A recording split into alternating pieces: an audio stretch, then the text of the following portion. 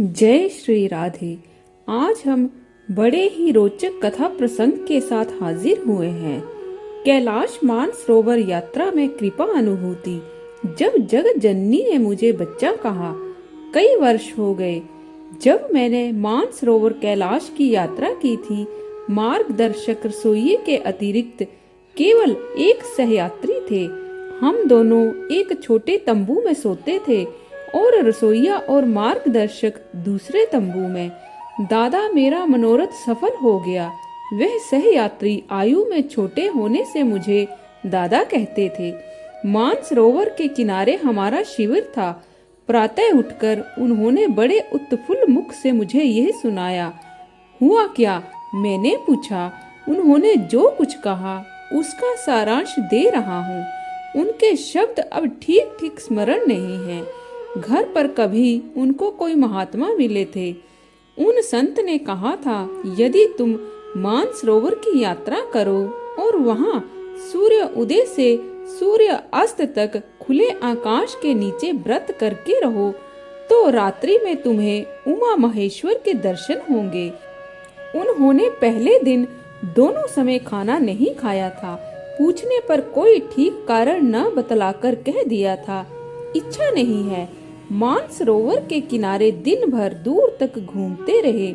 मुझे दर्शन हो गए। उन्होंने बतलाया, मैंने आपको जगाने का 2-3 बार प्रयत्न किया किंतु माँ ने रोक दिया, यह कहकर बच्चा सो रहा है, जगा मत। स्पष्ट कर दूं कि मैंने कुछ देखा या अनुभव किया नहीं। मैं उनकी बात ही दे रहा हूँ। उन्होंने सच कहा होगा, ऐसा मुझे विश्वास है। तुमको कुछ वरदान मिला? मैंने पूछा।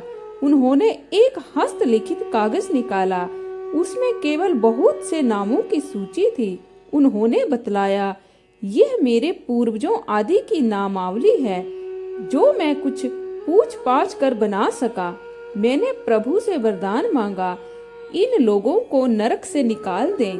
प्रभु ने सूची पढ़ने को कहा। मैं एक एक नाम पढ़ता जाता था और वे हाथ से निकालने का हल्का संकेत करते जाते थे। और कुछ मैंने पूछा नहीं। उन्होंने कहा, सूची पूरी हुई और प्रभु अदृश्य हो गए माँ के साथ। हाय रे भाग्य, मेरे मुख से निकल गया। कलप वृक्ष के नीचे पहुंचकर भी तुम कंगाल ही रहे। यदि आप नींद में ना होते तो क्या मांगते? उन्होंने पूछा। मैं क्यों मांगता? मैंने कहा, मुझे जो मांगना था वह तो नींद में होने पर भी मुझे मिल गया। क्या मिला आपको? बहुत चौंके थे वे। जगत जननी ने बच्चा कहा था ना मुझे? मैंने पूछा। कहा तो था। मैंने 2-3 बार जगाने का प्रयत्न किया और प्रत्येक बार माँ ने मना कर दिया। प्रत्येक बार बच्चा कहा। पिछली बार तो उनके स्वर में रोष भरी झिड़की थी। वे बोले, जागने पर भी मैं और क्या मांगने वाला था। मुझे कहना ही ये था कि अपने श्री मुख से एक बार पुत्र कहकर संबोधित करो। प्रभु यदि मांगने को कहते। उन्होंने बात बिना समझे पूछा, क्या मांगते आप? तुम जानते हो कि पुत्र को माता पिता से लड़ने झगड़ने का भी अधिकार है। मैंने उन्हें बतलाया और मेरा स्वभाव झगड़ा मोल लेने वाला है। आप प्रभु से झगड़ा करते हो? आश्चर्य से देखते रह गए वे। मैं कहता, आप पिता हैं, बच्चे पर प्रसन्न हैं तो जो प्रसन्नता हो दे दें, किंतु मैं भिखारी हूँ, यह आप क्यों समझते हैं? माता पिता का जो कुछ है वह तो पुत्र का स्वत्व है। उससे बाहर कुछ बचता क्या है? उस सज्जन को पश्चाताप हुआ। वे अपने और सूची के सब नामों के लिए मोक्ष मांग सकते थे, किंतु अभीष्ट का कामना का पात्र होता ही बहुत छोटा है।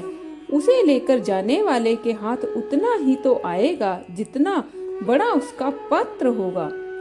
शंकर परम कल्याण प्रदाता प्रभु हैं। अनंग मोचन होकर वस्तुतः जीव को लघु बंधन ग्रस्त किया है कामनाओं ने, उसके छोटे बड़े अभिष्टों ने। इस कामना समूह का ही ध्वंस अभीष्ट है।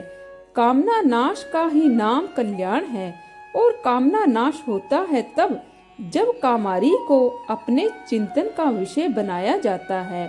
तो आज के लिए बस इतना ही। कल फिर आपसे भेंट होगी। तब तक के लिए जय श्री राधे।